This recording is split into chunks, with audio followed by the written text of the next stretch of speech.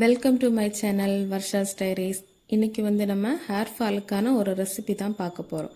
இது பயோட்டின் லட். இதில் நம்ம நிறைய நட்ஸ் அப்புறம் சீட்ஸ் எல்லாம் யூஸ் பண்ணி பண்ண போகிறோம். இதில் ஆட் பண்ணியிருக்க எல்லா நட்ஸ்லேயுமே பயோட்டின் கண்டென்ட் அதிகமாக இருக்குது.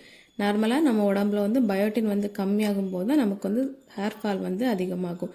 இந்த மாதிரி பயோட்டின் ஃபுட் நம்ம எடுக்கும்போது நம்ம பாடியில் பயோட்டின் அதிகமாகும். அப்போ நமக்கு ஹேர் ஃபால்லாம் ஸ்டாப் ஆயிரும். என்னதான் நம்ம ஷாம்பு ஆயில் அப்படின்னு ஹேர் கேர் பண்ணிக்கிட்டாலுமே நம்ம இன்டேக் ஃபுட் எடுக்கும்போது தான் நல்ல ரிசல்ட் கிடைக்கும். இப்போ நம்ம இந்த பயோட்டின் லட் எப்படி பண்ணலான்னு பார்த்துடலாம். அதுக்கு ஒரு கப்பில் 1/2 கப் பாதாம் எடுத்துக்கலாம். இதில் விட்டமின் இ, ப்ரோட்டீன், ஆன்டி ஆக்சிடென்ட்லாம் அதிகமாக இருக்குது. இது ஹேர் ஃபாலை ஸ்டாப் பண்ணி ஹேருக்கு ரொம்ப ஷைனிங் கொடுக்கும். அப்புறம் 1/2 கப் வால்நட் எடுத்துக்கலாம். இதில் ஒமேகா 3, பயோட்டின் அப்புறம் பொட்டாசியம்லாம் இருக்குது. இது ஹேர் க்ரோத்துக்கு ரொம்பவே ஹெல்ப் பண்ணும்.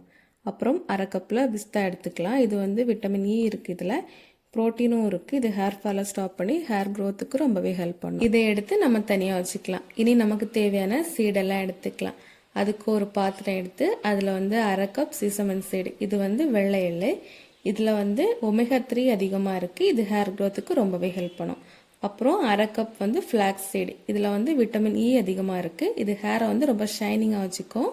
ஹேர் ஃபாலை ஸ்டாப் பண்ணி ஹேர் க்ரோத்துக்கு ரொம்பவே ஹெல்ப் பண்ணும். இனி ஒரு பாத்திரத்தில் 1/2 கப் சன்ஃப்ளவர் சீட் எடுத்துக்கலாம். இது சூரியகாந்தி விதை. இதில் விட்டமின் இ இருக்குது. இதில் பயோட்டினும் ரொம்ப அதிகமாக இருக்குது. இது ஹேர் க்ரோத்துக்கு ரொம்பவே ஹெல்ப் பண்ணும். அப்புறம் 1/2 கப் பம்கின் சீட் எடுத்துக்கலாம். இது பூசணி விதை. இதில் vitamin A, vitamin E, vitamin K இருக்குது. இதுவும் ஹேர் ஃபாலை ஸ்டாப் பண்ணி ஹேர் க்ரோத்துக்கு ரொம்பவே ஹெல்ப். இனி நம்ம டேட்ஸ் எடுத்துக்கலாம். நமக்கு தேவையான அளவு எடுத்துக்கலாம். உங்களுக்கு இனிப்பு கம்மியாக வேணும் அப்படின்னா 1 கப் எடுத்துக்கோங்க. இல்லை அதிகமாக வேணும் அப்படின்னா 2 கப் எடுத்துக்கோங்க. ஃபர்ஸ்ட் நம்ம எல்லா நட்ஸையுமே குட்டி குட்டியாக கட் பண்ணி எடுக்கலாம். ஏன்னா நம்ம எல்லாத்தையுமே இப்போ லைட்டாக வறுத்து எடுக்க போகிறோம். இந்த நட்ஸ் எல்லாம் பெருசாக இருக்கனால நம்ம அதை மட்டுமே குட்டி குட்டியாக கட் பண்ணி எடுத்துக்கலாம். ஃபஸ்ட்டு நட்ஸ் எல்லாம் கட் பண்ணி எடுத்ததுக்கப்புறம் நம்ம ஒரு மிக்ஸி ஜார் எடுத்து அதில் நமக்கு தேவையான டேட்ஸ் எல்லாம் எடுத்து சீடை நீக்கிட்டு போட்டு நல்லா அரைச்சி எடுத்துக்கலாம். நல்லா பேஸ்ட்டை அரைச்சி எடுத்துக்கணும். ஆனால் கூட எதுவுமே நம்ம ஆட் பண்ணக்கூடாது. அரைக்கிறதுக்கு கொஞ்சம் நேரம் ஆகும், டைம் எடுக்கும். கொஞ்சம் கொஞ்சமாக நம்ம இந்த மாதிரி அரைச்சி எடுத்துக்கலாம். இனி நம்ம இதை நெய்யில் போட்டு லைட்டாக வதக்கி எடுக்கணும். அதுக்கு ஒரு பாத்திரத்தை சூடு பண்ணிவிட்டு அதில் 2 டேபிள் ஸ்பூன் நெய் ஆட் பண்ணணும். நெய் லைட்டாக சூடானதும் நம்ம அரைச்சி வச்சுருக்க டேட்ஸை எடுத்து அதில் போட்டு லோ ஃப்ளேமில் வச்சு ஒரு 2 நிமிஷம் நல்லா வதக்கி எடுத்துக்கலாம். கொஞ்சம் ஹார்டாக தான் இருக்கும். நம்ம சூடு பண்ண அது கொஞ்சம் மெல்ட் ஆகும். நல்லா மிக்ஸ் பண்ணி எடுத்து ஒரு பாத்திரத்தில் மாற்றிடலாம். இனி நம்ம எடுத்து வச்சுருக்க எல்லா சீடையும் நட்ஸையும் லைட்டாக வறுத்து எடுக்கணும். அதுக்கு ஒரு பாத்திரத்தை முதல்ல சூடு பண்ணிவிட்டு அதில் நம்ம எடுத்து வச்சுருக்க சன்ஃப்ளவர் சீடையும் பம்கின் சீடையும் போட்டு லோ ஃப்ளேமில் வச்சு வறுத்தெடுக்கலாம். லைட்டாக சவக்கணும், அந்த அளவுக்கு வறுத்தெடுத்தால் போதும். இனி அதை ஒரு பாத்திரத்தில் மாற்றிட்டு அடுத்து நம்ம எடுத்து வச்சுருக்க எள்ளும் ஃப்ளாக்ஸ் சீடையும் வறுத்தெடுத்துக்கலாம். இதையும் அதே மாதிரி தான் லோ ஃப்ளேமில் வச்சு லைட்டாக சவக்க வறுத்தா போதும்.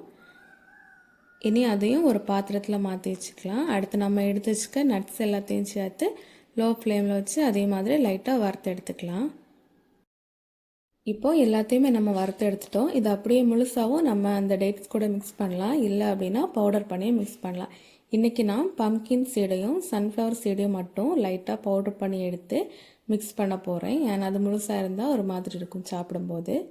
நட்ஸ் எல்லாம் அப்படியே ஆட் பண்ணிக்கலாம். இப்போ ஒரு மிக்சிங் பவுல் எடுத்து அதில் நம்ம எடுத்து வச்சுருக்க டேட்ஸை எடுக்கலாம். லைட்டாக சூடாக இருக்கணும் டேட்ஸு. அதுக்கப்புறம் நம்ம பவுடர் பண்ணி வச்சு சீடை ஆட் பண்ணிக்கலாம். எல்லா சீடையுமே ஆட் பண்ணதுக்கப்புறம் நம்ம நட்ஸ் ஆட் பண்ணிக்கலாம். இது எல்லாத்தையும் நம்ம எல்லாம் மிக்ஸ் பண்ணணும்.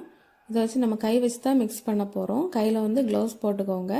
ஏன்னா நம்ம இதை ஸ்டோர் பண்ணி வச்சுக்க போகிறோம். நம்ம கையால் பண்ணோம் அப்படின்னா கெட்டு போயிடும். அதனால் ஒரு க்ளவுஸ் போட்டு அதை நல்லா மிக்ஸ் பண்ணி எடுத்துக்கோங்க. லைட்டாக சூடாக தான் இருக்கும். இந்த அளவுக்கு நீங்கள் மிக்ஸ் பண்ணால் போதும்.